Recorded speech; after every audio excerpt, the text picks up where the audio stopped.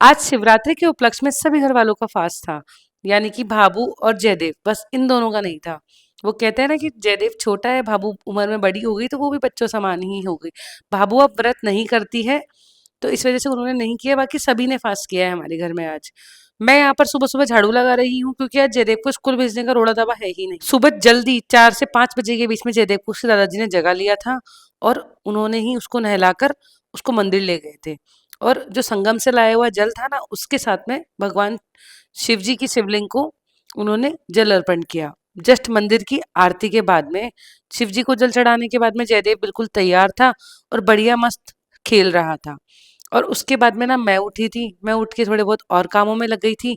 उसके बाद घर के कामों में लगी, क्योंकि क्या है कि गौरी का काम भी तो देखना पड़ता है ना, इसीलिए।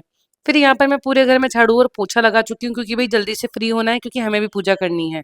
अभी तक सबने पूजा कर ली है, बचे हैं तो मैं और अमन जी। अमन जी भी नहाकर ऑफिस चले गए, लेकिन वो रुके हुए हैं सिर्फ मेरी वजह से कि दिव्या तुम काम निपटा लो, उसके बाद में ना अपन दोनों चल के मंदिर में पूजा करके आ जाएंगे साथ के साथ ही। मम्मी जी डांट रही थी कि अभी तक तुम दोनों पूजा करने ही नहीं गए, लेकिन अब उनको कौन समझाए, भाई मम्मी जी घर का काम भी तो पेंडिंग पड़ा है, ये आप कर लो फिर हम चल जाएंगे। लेकिन ये भी तो पॉसिबल नहीं है ना।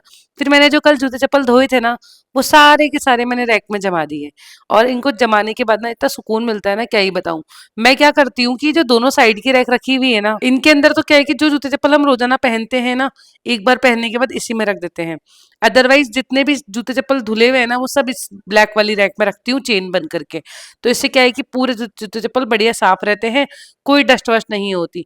और जयदेव के और अमन जी के मेन जो स्लीपर्स हैं या फिर जो सैंडल है ना उनके, वो सारे डिब्बे में रख देती हूँ। यहाँ पर जयदेव रो रहा था, पता नहीं किस चीज के लिए रो रहा था, शायद चीकू के लिए रो रहा था। जयदेव को चीकू बहुत पसंद है और वो रो रहा था कि मुझे चीकू खाना है। या तो वो चीकू के लिए रो रहा था जहां तक मुझे याद है, या फिर किसी और चीज के लिए। उसके बाद में भाभू भी आ गई थी कि रो कैसे रहा है। तो जयदेव यहाँ पर मैं उसको मना रही हूँ बिल्कुल प्यार से। जयदेव को ना मुझे बहुत अच्छा लगता है इस तरीके से मनाना। बहुत सारे लोग कहेंगे आप लोग ना जूते चप्पलों के हाथ ही बच्चे के लगा रहे हो, वो धुले हुए थे कोई इशू नहीं है, बाकी ज्यादा नहीं लगा रही, हल्का बहुत तो लगा ही दिया, मुझे भी महसूस हो रहा था ये वाली बात तो। फिर यहाँ पर जयदेव को थोड़ा सा मनाया, और जयदेव ना इतना भोला है कि भाई आराम से मान जाता है।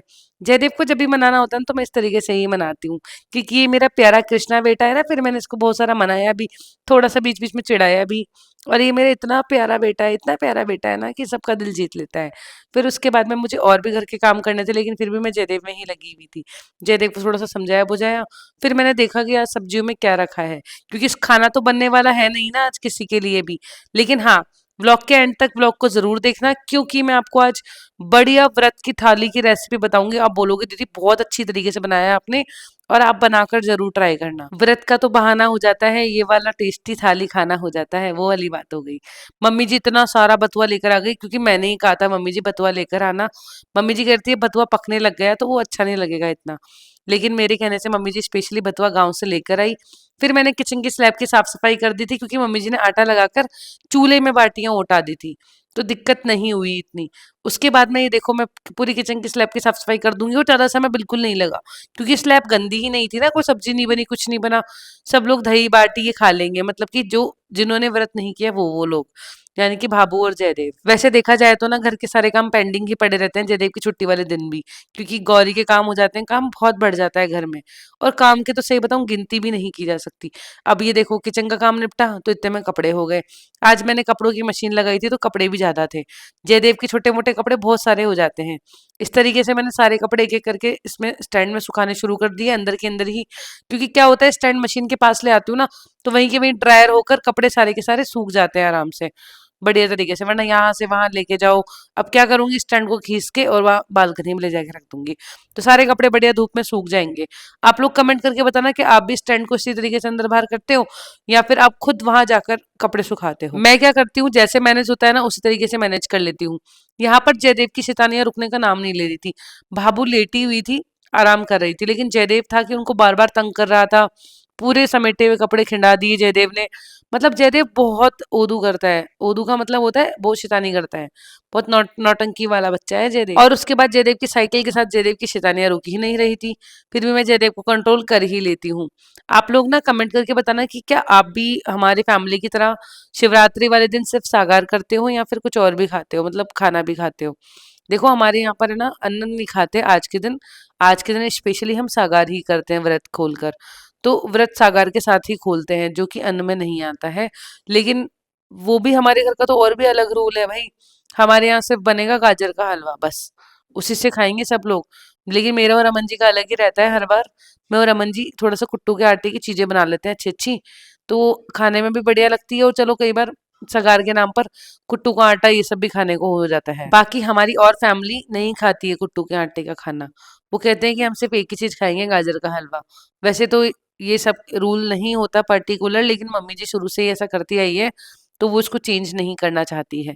जयदेव को मैंने बाटी और दही परोस दिया है। बाटी की मैंने सिर्फ गरी गरी इसको दी है, क्योंकि टाइट इसको नहीं दे सकती हूँ, पेट में अपच हो सकती है। और यहाँ पर भाई साहब भाभू लेकर बैठ गई इस बथुए को। मुझे तो लग भी नहीं रहा था कि भाभू इसे साफ कर लेगी, लेकिन उम्मीद से परे हो गया भाई काम। आज भाभू सारा बथुआ साफ करके मानेगी। ये देखो ले आई अखबार, और अब आगे आके बैठेगी मस्त। भाभू का भी काम निराला ही है भाई। पता है क्या होगा थोड़ी देर बाद में? चलो आपको बताती हूँ। अभी आज सुबह पता है क्या हुआ? आज सुबह हुआ ऐसा कि मैं पोछा लगा देती है, भाभू भाई कम से कम 4 से 5 चक्कर काट गई मस्त। भाभू को ही नहीं दिख रहा भाई पोछा लग रखा है यहाँ पे। भाभू को कोई मतलब नहीं है। भाभू मस्त घूमती रहती है, वो भी स्पेशल गीले पोछे के अंदर। और ये देखो भाई भाभू यहाँ पे साफ करने बैठ गई और हमें बता रही है इसमें ये होता है, इसमें वो होता है। खैर ये चीजें ना मुझे बहुत अच्छी लगती है भाभू की। भाभू बहुत क्यूट है। ये देखो भाभू की बातें ही गजब की होती है भाई। भाभू ना थोड़ी सी ना अलग टाइप की है भाई। लेकिन सही बताऊं ना, मैं अगर मैं शादी से पहले थोड़ा सा ऐसे ऐसी लेडीज से मैं चिढ़ जाया करती थी। लेकिन शादी के बाद क्या है कि होता है ना, माइंड चेंज हो जाता है अपना खुद से ही। वो चीजें हो गई, रिस्पॉन्सिबिलिटीज आ गई, तो वो चिढ़ना ऑटोमेटिकली लगता है। ठीक है रे यार, बड़े बूढ़े ऐसे ही करेंगे, क्या हो गया, वो वाली चीज आ जाती है दिमाग के अंदर। आप लोग कमेंट करके बताना ऐसा होता है ना आपके साथ भी। और देखो मेरे पास ना एक दो कमेंट्स ऐसे आते हैं, डीएम्स भी आते हैं कि दीदी हमारे लॉज ऐसे करते हैं वैसे करते हैं, मेरी सास ने मेरे साथ इतना बुरा करा, ऐसा करा। तो मैं आपकी बात से सहमत हूँ, करती हूँगी, मैं मानती भी हूँ। सिचुएशन सबके साथ होती है भाई ऐसी। ऐसा नहीं कि पर्टिकुलर मतलब आप ही हो, बहुत सारे लोग होते हैं ऐसी सिचुएशन होती है। लेकिन उनका सॉल्यूशन ये है कि आप अपना कर्म करो बस। आप उन पे ध्यान मत दो कि वो क्या कर रहे हैं। करने दो उनको जो करना है, करके रह जाएंगे। कितने दिन कर लेंगे? एक दिन तो उनका बुढ़ापा आना ही है ना, तब तो आप ही सहारा बनोगे ना उनका। लेकिन हाँ, मेरी एक बात हमेशा ध्यान रखना, जब उनका बुढ़ापा आए ना तो आप पीछे मत हटना, आप अपना फर्ज निभाना। क्योंकि उन्होंने अपना फर्ज निभाया आपके साथ बुरा करके। उन्होंने सोचा कि मेरा फर्ज यही है कि बुरा करूं, लेकिन आपका फर्ज तो ये नहीं है ना। आपका फर्ज तो यही है ना कि आप उनके साथ अच्छा करो, उनका भला करो, उनकी सेवा करो। तो आप अपना फर्ज निभाना, वो उनको उनके कर्मों का फल मिल जाएगा, और आपको आपके कर्मों का फल मिलेगा। तो आप भी उनके जैसे कर्म मत करना बिल्कुल भी। आप अपनी जगह सही रहना। तो मैं उनका रिप्लाई यहाँ देना चाहती हूँ। तो आप लोग मेरी इस बात से सहमत हो तो कमेंट करके ज़रूर बताना, मैंने सही कहा या गलत। यहाँ पर मैं तैयार हो गई हूँ, और आज मैंने ये सूट पहना है, राजपूती सूट, जो कि मुझे बहुत अच्छा लगता है। ये कॉटन का है, और मुझे मेरी राजपूती फ्रेंड ने बताया था कि ये फाग में पहना जाता है। अब मुझे इतना नहीं पता, मुझे इसका कलर प्रिंट अच्छा लगा था तो मैं खरीद लाई इसे। यहाँ पर अमन जी ने मम्मी जी से पूरी तरह से मतलब सब चीजें मिलाकर दूध के अंदर चरणामत मतलब पंचामृत रेडी कर लिया। और यहाँ पर जयदेव किसी बात से रूस रहा था तो उसको मनाया। फिर मैंने पंचामृत रेडी करके इसको एक जगह करा। दही मैंने अलग से लिया है, देख सकते हो आप। ये है शहद और इत्र, और साथ के अंदर दूध, और इसके अंदर घी, काले तिल, चावल, गेहूं, ये सब ऐड करे हैं। और भी कुछ चीजें होंगी तो मुझे पता नहीं है, जो मुझे याद आया वो मैंने बता दिया। और ये गाजर ली है पार्लर के पत्तों के साथ में, और साथ के अंदर ये लाल गाजर भी मैंने ले ली है। ये भी धुली हुई नहीं है, इनको मंदिर में ले जाके ही धोऊंगी मैं। अभी तक बोर नहीं लिए, बोर नीचे पड़े थे। तो आज के दिन ना यही चढ़ाए जाते हैं मेरे हिसाब से। तो हो सकता है आपके यहाँ अलग तरीके से पूजा होती है, लेकिन हमारे कुछ इस तरीके से होती है। मैं नीचे जा ही रही थी कि मम्मी जी ऊपर ले ही आई बोर सारे के सारे। मम्मी जी ने मिलकर सारी तैयारियां करवा दी थी। फिर मैं और अमन जी निकल गए पूजा करने के लिए, क्योंकि क्या है कि सारे घर वाले पूजा कर चुके थे, हम ही बचे थे। और पता है सबसे बड़ा पोपट क्या हुआ? मंदिर के ना पट्ट बंद हो गए थे, या फिर शायद से लोग ज्यादा थे यहाँ पर। तो हम लोगों को शूट भी करना था, तो हम लोग ऐसे मंदिर में गए जहां पर हम एकांत में आराम से पूजा कर सकें। तो यहाँ पर हमने आराम से शिव जी की पूजा की, हम दोनों ने मिलकर, और बहुत सुकून से। हमारे से पहले यहाँ पे दो लेडीज थी, उन्होंने जब तक पूजा करी हमने उनका इंतजार किया। उसके बाद में हम लोग पूजा करने बैठ गए। और शिवरात्रि के इस पावन पर्व पर आप सभी को शिव महाशिवरात्रि की हार्दिक शुभकामनाएं। भगवान आपकी सारी मनोकामनाएं हमेशा पूरी करें, और आपके परिवार को पूरी तरह से स्वस्थ रखें। ये देखो हम अब शिवलिंग पर चंदन लगाएंगे और फिर उनको प्रसाद के रूप में गाजर ये सब चढ़ाएंगे। ये सब चीजें मैंने धो ली थी यहाँ पर आकर बाहर। अच्छा नल था, बहुत प्यारा पार्क था ये जहाँ अमन जी लेकर आए थे। इतना पॉजिटिव वाइब्स थी ना इस पार्क में, मैं आपको बता नहीं सकती हूँ। और इतना प्यारा मंदिर यहाँ पर। आज के दिन आप समझ सकते हो हर छोटे से बड़े मंदिर में बहुत भीड़ रहती है। तो वैसा ही कुछ आज हुआ, इस वजह से हम यहाँ पर आए हैं। और ये ज्यादा दूर नहीं है, हमारे घर से 1 डेढ़ किलोमीटर ही दूर है। तो ये आने में भी ऐसा नहीं लगा कि भी बहुत दूर आ गए हम लोग। फाइनली हमने पूजा पूरी की और फिर हम लोग रवाना हुए घर के लिए। क्योंकि क्या है कि बहुत सारे काम और पेंडिंग पड़े रहते हैं। घर आते ही जयदेव को होमवर्क करने के लिए बिठाया। जयदेव ने ना मम्मी जी को पीछे से बहुत तंग किया। पूरी मिट्टी, गाय के जो पीने का पानी उसमें मिट्टी, चूल्हे की बानी सब मिला दी। उस बछड़े को बहुत तंग किया। मम्मी जी आज बहुत परेशान हो गई थी इससे। इसकी सारी शिकायतें भी मैं सुन ही रही थी। लेकिन ठीक है, अब क्या कर सकते हैं, बच्चा है तो मम्मी जी भी यही सोच के माफ कर देती है हमेशा। आप मेरी शक्ल देख सकते हो मैं कितना थक गई हूँ। सुबह से शाम तक क्या है, बहुत सारे काम हो जाते हैं, सही बताऊं, घर के हो लो, बाहर के देख लो, पूजा पाठ की आज तो बहुत सारे हो जाते हैं काम। मैं ज्यादा पूजा पाठ नहीं कर पाती क्योंकि समय नहीं मिलता है। लेकिन हाँ, मन में राधे राधे जपती रहती हूँ। जैसे कि हमारे महाराज जी कहते हैं, वृंदावन वाले महाराज जी। उसके बाद में यहाँ पर जयदेव को जैसे जैसे करके होमवर्क करवाया कंप्लीट। और अभी भी इसने शायद एक पेज तो अधूरा छोड़ ही दिया होगा। मुझे तो ध्यान में नहीं था ढंग से। मैंने पूरी तरह से चेक नहीं किया था क्योंकि मुझे और काम आ गया था। किचन में मम्मी जी ने काम उठा दिया था मुझे। फिर मम्मी जी ने यहाँ पर 2.5 किलो गाजर घिस दी थी जब तक हम मंदिर गए थे ना उस बीच में। और अब तैयारी होगी हमारे घर में गाजर का हलवा बनाने की, जो कि मम्मी जी बनाएंगी। मैं यहाँ पर खड़ी थी, दादी सास कहती हैं कि ना तुम्हारे ड्रेस पर चींटियां चढ़ जाएगी तो तुम इधर आ जाओ। यहाँ पर बालूड़ी चींटियां पता नहीं कैसे आ जाती है हमारे घर में ना, बालूड़ी चींटियां बहुत हो जाती है। और नॉर्मल वाली चींटियां भी बहुत हो जाती है। लेकिन वो तेज चलने वाली जो चींटियां होती है ना, वो बटका नहीं भरती, ये बालूड़ी की चींटियां बहुत भयंकर बटका भर जाती है। फिर यहाँ पर बाबू के साथ में मस्त बैठी हूँ। बैठी क्या हूँ, खड़ी हूँ, बाबू से हंसी मजाक चल रहा है। बाबू आराम से आराम फरमा रही है बढ़िया तरीके से। मैं बाबू को यही कह रही थी कि बाबू मैं सबको बोलूंगी कि बाबू हमारी बढ़िया आराम फरमा रही है। इधर मम्मी जी भी बैठी है बाबू के पीछे की तरफ। जिधर बाबू का सर है ना उस तरफ मम्मी जी बैठी हैं। तो बढ़िया हम लोग बाबू के बड़े मजे ले रहे हैं, अच्छा भी लगता है। और आज ना मंदिर में बहुत भजन होने वाले हैं रात को। और रात को 12 1 2 बजे तक चलने वाले हैं वो भजन, बहुत बड़ी पूजा होने वाली है। हम नहीं करवा रहे, कोई और करवा रहा है। और हमारे यहाँ से बिल्कुल मंदिर तिरछे में दिखता है, इतना पास में मंदिर है। बहुत सारे लोग कमेंट करते हैं, दीदी आपके घर का मंदिर है क्या?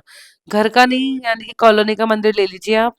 और उसके जो अध्यक्ष है वो मेरे ससुर जी ही हैं। उसके बाद में यहाँ पर मम्मी जी गाजर के हलवे बनाने की तैयारी कर रही थी। वो बहुत सिंपल हलवा बनाती है, इसमें दूध भी रहता है हल्का हल्का।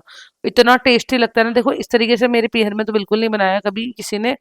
मैंने तो यहीं आकर खाया है, मम्मी जी हर बार ऐसे ही बनाती है हलवा। और इतना टेस्टी लगता है ना ये हलवा, मैं तो आपको कहूंगी एक बार बनाकर जरूर ट्राई करना। आपके बच्चे भी बड़े चाव से खाएंगे, हमारा जयदेव बहुत चाव से खाता है। उस हलवे की बजाय इसको बड़े चाव से खाता है। उसके बाद मैं मम्मी जी को दिखा रही थी, देखो मम्मी जी इसने कैसे लिखिटे करे हैं कॉपी के अंदर। और इसकी डांट पड़वा रही थी, मम्मी जी भी इसको कह रही थी कि इतने लिखिटे नहीं करने चाहिए जयदेव आपको। और इस तरीके से हम लोग बढ़िया बातें कर रहे थे, मम्मी जी को मैं चढ़ा रही थी। और ये कह रही थी मम्मी जी आप ये सोचोगे कि दिव्या मुझे चढ़ा रही है, लेकिन इसमें चढ़ाने की वास्तविकता में कोई बात नहीं है। मम्मी जी देखो इस तरीके का हलवा बनाती है जैसा आपके सामने है। मैं आपसे ऐसे नहीं कि वीडियो के सामने शर्माऊं, या हमारे घर में ऐसा हलवा बनता है। मैंने बनाया था वो अलग था। मैं पूरा दूध अच्छे से उठा देती हूँ, लेकिन मम्मी जी ऐसा ऐसा नहीं करती है। ये दूध पूरा छोड़ देगी मम्मी जी अब इसके अंदर। और मम्मी जी ने कहा गैस बंद कर दो। इस तरीके से देखो सब हलवा खाएंगे, दूध दिख रहा है आपको अलग से बहता हुआ इसमें। मेरे कहने से ट्राई करके देखना, बहुत सिंपल रेसिपी है। और बहुत अच्छी भी है, आप कहो तो मैं रेसिपी बता दूंगी आपको नेक्स्ट वीडियो में। आप कमेंट कर देना, मैं आपके साथ इसकी रेसिपी जरूर शेयर कर दूंगी। काजू मम्मी जी ने नहीं डाले क्योंकि कोलेस्ट्रॉल बढ़ जाता है पापा को, इस वजह से नहीं डाले। काजू कोलेस्ट्रॉल बढ़ाता है इसीलिए। सारा काम होने के बाद सभी घर वालों को खाना परोस दिया। अब आप कहोगे दीदी आपने व्रत वाली थाली किस किस के लिए बनाई? तो मैं बता देती हूँ, वो सिर्फ हमने हमारे लिए बनाई थी क्योंकि घर वाले नहीं खाते हैं। हमारे सिर्फ एक ही चीज खाएंगे अगर वो खाएगा तो। या तो हलवा बना लेंगे कुट्टू के आटे का, वो खा लेंगे। पर्टिकुलर एक चीज खाएंगे, ऐसे नहीं कि 2 3 चीजें खाएंगे। अब ये मम्मी जी का शुरू से ही नियम है तो वो अपने हिसाब से चलती है, लेकिन वो हमें रोकती भी नहीं है कि तुम भी ऐसा करो। ऐसा कुछ नहीं होता। यहाँ पर मेरा भाई मेरे बेटे जयदेव के लिए बहुत ही प्यारी चीज लेकर आया, बहुत ही मतलब बहुत ही अच्छी अट्रैक्टिव चीज लेकर आया है क्राफ्ट की, आपके साथ जरूर शेयर करूंगी। छोटे बच्चों के लिए बहुत बेस्ट चीज है, नेक्स्ट वीडियो में शेयर करूंगी। मैं यहाँ पर मिक्स में तैयारी कर रही हूँ, देखो टमाटर और हरी मिर्ची ये एकदम रफली चॉप कर रही हूँ, इस तरीके से आप देख सकते हो। ज्यादा दिमाग नहीं लगाया, ये चॉप करके अलग रख देंगे, चलो ठीक है। और फिर हम लेंगे कुट्टू का और सिंगाड़े का आटा। मैं क्या कर रही हूँ, कुट्टू और सिंगाड़े का आटा बराबर मात्रा में मिला रही हूँ। आप चाहो तो सिंगाड़े का थोड़ा सा ज़्यादा ले सकते हो या कुट्टू का ज़्यादा ले सकते हो, वो आपकी चॉइस है। बट मैं मिक्स ले रही हूँ दोनों को बराबर मात्रा में। इस तरीके से ले लूँगी, इसको पानी डाल के घोल बना लूँगी पकौड़ियों के लिए। ये देखो, मैं तो देखो मिक्स करके तैयारी कर रही हूँ, पर्टिकुलर एक-एक रेसिपी नहीं बता पाऊँगी, मिक्स में रेसिपी बताऊँगी। फिर इसमें हरी मिर्ची को इस तरीके से टुकड़े काट कर ऐसे काटूँगी और इसके टुकड़े करके इसमें डाल दूँगी। क्योंकि ना व्रत में तीखा खाना अच्छा लगता है तो मिर्ची के पकोड़े हो जाएँगे। साथ में इसमें आलू भी डालेंगे, लेकिन आलू भी उबल रहे हैं। फिर इसमें सेंधा नमक मिला दूँगी मैं, व्रत है तो बस सेंधा नमक मिला रही हूँ। अदरवाइज़ व्रत नहीं हो, बिना व्रत के भी खाना हो तो नॉर्मल नमक भी मिला सकते हो आप। चलो कुट्टू की पकौड़ियों का घोल तैयार हो गया। कुट्टू की पकौड़ियों में आप काली मिर्ची भी ऐड कर सकते हो अगर और तीखा करना हो तो। मेरे को नहीं करना था इसलिए मैंने नहीं डाला। उसके बाद में यहाँ पर मैं कुट्टू और सिंगाड़े का आटा वापस से ले लूँगी थोड़ा-सा और प्लेट में। इसमें नमक ऐड कर दूँगी सेंधा वाला। इसको मिलाकर अब रख दूँगी, क्योंकि इसमें मिलाने हैं मुझे अब आलू। तो अब आलू उबल गए ये देख लेते हैं, लेकिन उससे पहले क्या करती हूँ, जो पकौड़ियों का घोल बनाया था ना उसके अंदर हरा धनिया डाल दूँगी थोड़ा-सा। फिर यहाँ पर मैं घी डालूँगी गरम होने के लिए। घी में ही बनाएँगे हम लोग सब चीज़ें, क्योंकि व्रत है तो घी में ही अच्छा लगता है। कई बार ना ये चीज़ें अच्छी भी लगती है घी में बनाना। आलू हमारे उबल गए हैं। मैं अच्छे आलू ले लूँगी इसके अंदर। देखो अभी आप देखना 2-3 पीस लेऊँगी आलू के मैं। 3 पीस लेऊँगी आलू के। तो तीनों पीस क्या करूँगी, इस आटे के साथ ही गूँथ लूँगी। कुट्टू का सिंगाड़े का आटा ले लिया, नमक डाल दिया, सेंधा नमक। अब ये आलू देखो ऐसे फोड़-फोड़ के बढ़िया मैश करके गूँथ लूँगी आटे को। और हल्का-हल्का ही पानी डालना पड़े, ज़्यादा पानी नहीं डालना पड़े। आलू अच्छा डाल लेना अगर आपको डालना हो तो। पता नहीं यहाँ एक मक्खी आ गई जो इतना तंग कर रही थी बार-बार कान के पास में। चलो भाई कोई बात नहीं, ये तो होता रहता है, ये भी बता दिया मैंने आपको। फिर इस तरीके से ना इसको गुथ लेंगे। देखो प्लेट मैंने छोटी ली, गलती कर दी। किचन की स्लैब साफ थी तो मैंने उठा के वापस इसमें रख लिया, कोई दिक्कत वाली बात नहीं है। इस तरीके से देखो ये मैं कर रही हूँ, इसको मैश कर रही हूँ। और मुझे ना 2 आलू डालने में लग रहा था कि एक और डाल दूँ, तो एक और मैंने इसमें डाला है। और मैश कर के बहुत थोड़ा-सा पानी डाल के इस तरीके से मैंने डो बना लिया। और इस डो को ना अच्छा लोच दे देना और लोच देकर इसको रख देना थोड़ी देर के लिए। फिर और भी अच्छी रोटी बनेगी आपकी। और आलू वाली रोटी जब खाओगे ना आप, बहुत अच्छी लगेगी। पराठे टाइप में सेक लेना इसको। मक्खी से परेशान हो के अमन जी इधर आ गए, बोले कि इस मक्खी को भगाता हूँ बाहर, लेकिन ऐसा नहीं हो पाया। मैंने इस तरीके से देखो, इस तरीके से डो बनाऊंगी और ऐसे हाथ से ही रोटी बनाऊंगी।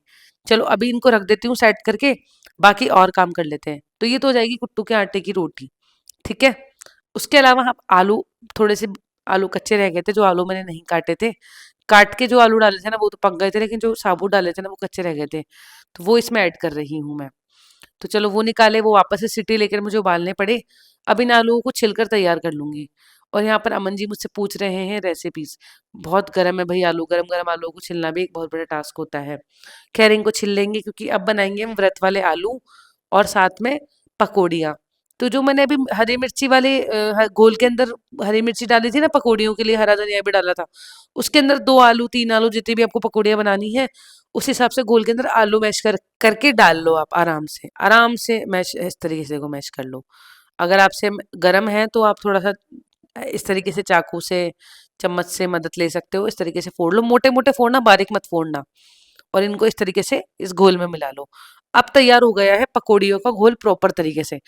कुट्टू का आटा, सिंगाड़े का आटा ले लिया बराबर मात्रा में, सेंधा नमक डाल दिया, इस तरीके से उबले हुए आलू डाल दिए, लंबी-लंबी कटी हुई हरी मिर्ची डाल दी, दो मतलब समझ गए, आधी कटी हुई। और हरा धनिया डाल दिया, मिला लिया। काली मिर्ची भी डाल सकते हो, थोड़ा और तीखा करना हो तो और भी अच्छे लगेंगे। मैंने नहीं डाली काली मिर्ची। चलो घोल तैयार हो गया पकौड़ियों का। अब हम तैयारी शुरू कर देंगे आलू वाले, व्रत वाले आलू, ठीक है। तो इसके साथ साथ ही मैं रोटी भी बनाऊंगी। ये देखो रोटी इस तरीके से लेंगे, जैसे बाजरे की मक्के की रोटी नहीं बनाते वैसे बनानी है बिल्कुल। ऐसे ऐसे धीरे धीरे हाथ से ले लेना। अगर आपको लगे ना तो या तो आटा लगा लेना सूखा, या पानी लगा लेना। मैं मैनेज कर लेती हूँ, तवा गरम हो गया था। तवे को फुल तेज मत रखना, तवे को गर्म हो गया ना तो थोड़ा मीडियम कम कर देना बिल्कुल। और मैं यहाँ पर पकौड़ियाँ भी तलने की प्लानिंग कर रही थी। स्टार्टिंग में क्या है कि मैंने घी कम डाला था तो चिपक गई थी पकौड़ियाँ थोड़ी सी, लेकिन कोई बात नहीं, अच्छी बनी थी पकौड़ियाँ। दूसरे राउंड में मैंने क्या घी और डाल दिया था इसके अंदर, तो पहले वाली जो नौबत आई थी वो नहीं आई थी। इस तरीके से इन पकौड़ियों का जो घोल बनाया था ना उसको तल लो बढ़िया, और चाकू की सहायता से रोटी को पलट लेना, आराम से पलट जाएगी, नहीं चिपकेगी तवे के ऊपर अगर फ्लेम को सही रखोगे तो। इस तरीके से ये देखो मैंने थोड़ी-थोड़ी चिपक रही थी, घी कम था ना इनमें इसलिए, मैंने गलती कर दी। कोई बात नहीं, मुझे नहीं था अंदेशा, मुझे लगा ज़्यादा घी डाल दूँगी तो वो भी वेस्ट होगा इसलिए कम डाला मैंने शुरुआत में।